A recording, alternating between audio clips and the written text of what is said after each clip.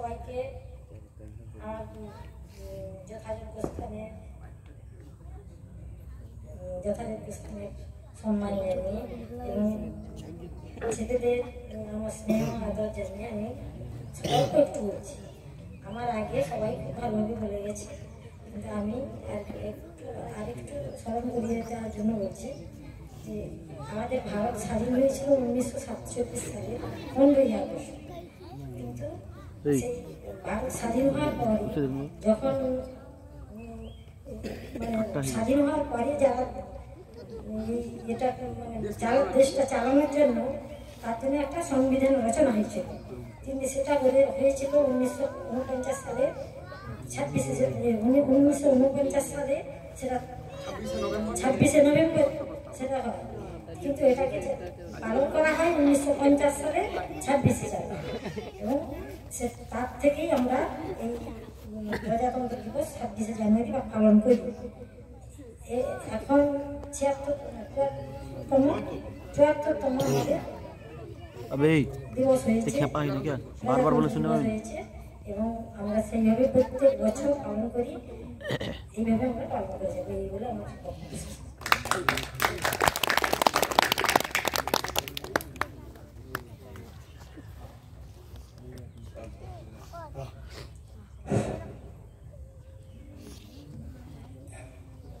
সুন্দর বলেছেন দিদিমণি। এরপরে বেগম মসজিদের ইমাম সাহেব মুস্তাক ভাইকে আমি মৌলানা মুস্তাক সাহেবকে আমি মুস্তাক খান সাহেবকে এখানে 5 মিনিট বলার জন্য বলছি।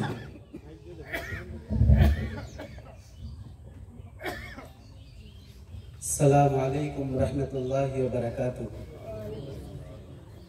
यौम जमहूरिया के मौका पर मैं शुक्रगुजार हूँ सबसे पहले हाफिज कारी मौलाना मुफ्ती ज़हीर अहमद अल कासमी साहब की, जिन्होंने मुझे मौका फराहम किया जश्न यौम आज़ादी के मौका पर कुछ कहने की। उसके बाद डाइस पर स्टेज पर रौनक अफरोज तमाम असातिज़ा इकराम और दूर दराज से आने वाले मेहमानान इज़ाम और मदरसा के अजीज़ तलबा, आज हम सबको मालूम है 26 जनवरी, जिसे हम यौम जमहूरिया के नाम से जानते हैं। ये 26 जनवरी की जश्न हम मनाते क्यों हैं, और जब यौम जमहूरिया आता है हमारे सरजमीन हिंद पर, तो फिर स्कूलों, कॉलेजों, यूनिवर्सिटियों, मदरसों, हर एक तलबा के लिए छुट्टी दी जाती है। तालीलात, जिसे हम उर्दू में कहते हैं तालील। मुझे और आपको समझना बेहद जरूरी है कि इन तमाम के पीछे कार्रवाई हमारे असलाफ व अकाबिरीन की रही है। और सबसे पहले मुझे अफसोस के साथ ये कहना पड़ रहा है कि जब अंग्रेज 1601 में ईस्ट इंडिया कंपनी के नाम से हिंदुस्तान के मुंबई के किनारा पर आ पहुंची तिजारत के गरज से, उस वक्त के बादशाह जहांगीर थे। सामीन हजरात, बहुत दुख के साथ इस बात को कहना पड़ रहा है कि आज हम मुसलमान हैं, हमें मुल्क का दुश्मन, वफादार, बेवफादार और गद्दार साबित किया जा रहा है। अगर मैं हकीकी तारीख को आपके सामने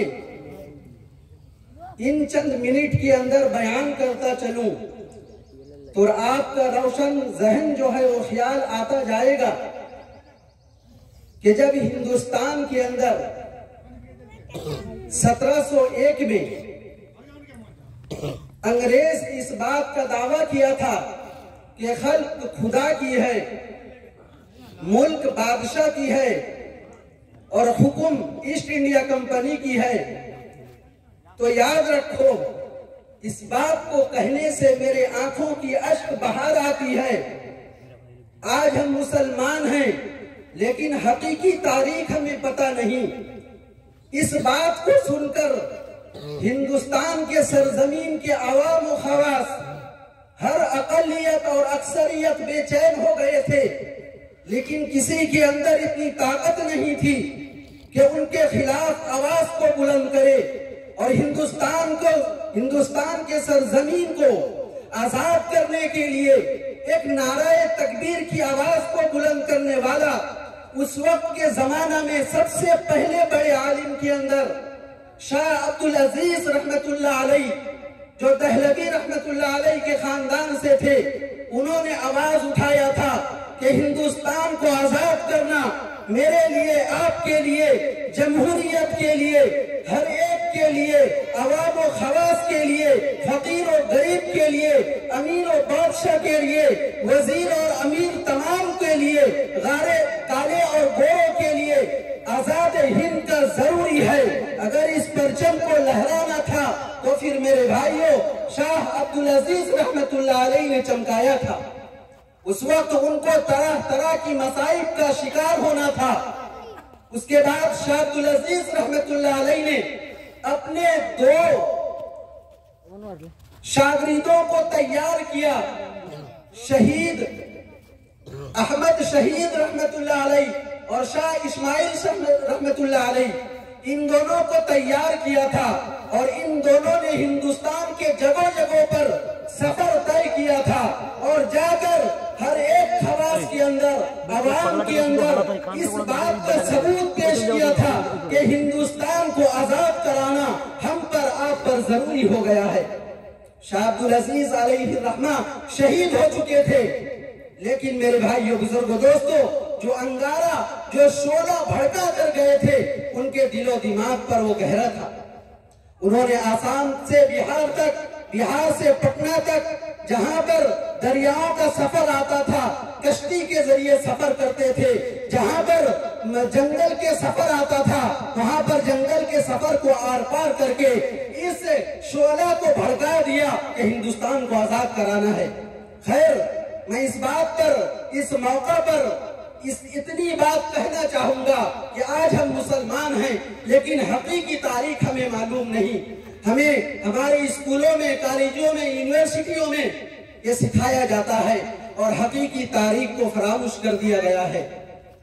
सब कोई जानते हैं 1857 में जंग आजादी हुई थी, लेकिन नहीं, ये बात गलत है। मैं कहना चाहूंगा, तारीख की औरात खोलकर देखें। दिल्ली की लाल किला गवाह है और दिल्ली की जामे मस्जिद आज भी उनके दीवार से आवाज निकलेगी।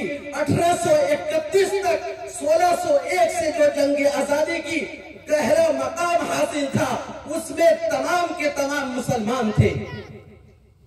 1857 के बाद अवाम खवास, जब शेखुल हिंद रहमतुल्लाह अलैह ने, जो दारुल देवबंद की बुनियाद से फाजिल निकले थे, उन्होंने अब्दुल्ला सिंधी को भेजा था अफगानिस्तान की तरफ। उसके बाद जो है यहाँ के बरादर वतन और यहाँ के मुसलमान, यहाँ के हर मजहब के लोग 1857 के बाद जंग आजादी की लड़ाई रहे थे।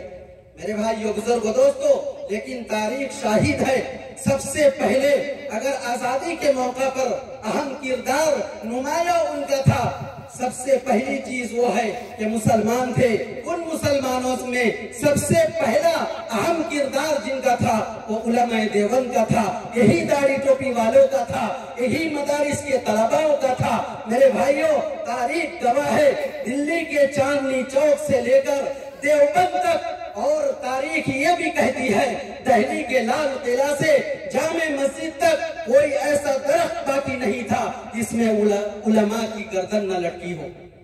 इबरत का मकाम कर दिया गया था। गोरा ये बात कहा था कि अगर हिंदुस्तान को आजाद कराना, अगर हिंदुस्तान को आजाद के परचम से खाली करना है तो फिर याद रखो उलमा और मदारिस को और कुरान को खत्म कर दिया जाए।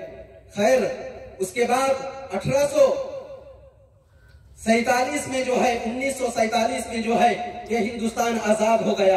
अब हिंदुस्तान आजाद हो गया, लेकिन जमहूरिया हिंदुस्तान को जरूरी था, यानी अवाम को ये जरूरी था, अवाम को ये हक दिया गया था कि अवाम अपनी हुकूमत को तैयार करे, एक रियासत हुकूमत कायम करे।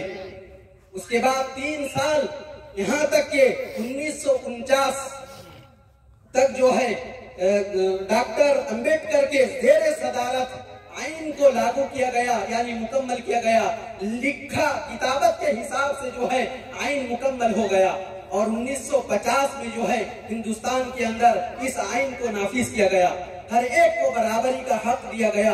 लेकिन बड़े अफसोस के साथ कहना पड़ रहा है कि आज हमें और आपके लिए ये बराबरी का हुकूक जो है नहीं है। उसके लिए मुझे और आपको इल्मी मैदान में आगे बढ़ना है, मुसावात और उखुवत और भाईचारगी को सामने लाकर हिंदुस्तान के अंदर भाईचारा को और नफरत की अंगारा को खत्म करके मोहब्बत की उजाला को फैलाना है। मैं इस बात पर अपनी बात को खत्म करता हूँ।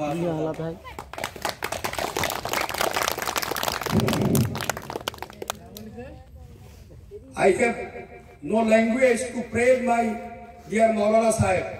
আমার কোনো ভাষা নেই এই মৌলানা সাহেবকে প্রশংসা করার, এবং আরো বেশি আনন্দিত আমাদের এই খন্ডুই মাদ্রাসা থেকে তিনি তালিম পেয়ে আজকে এত বড় হয়েছেন।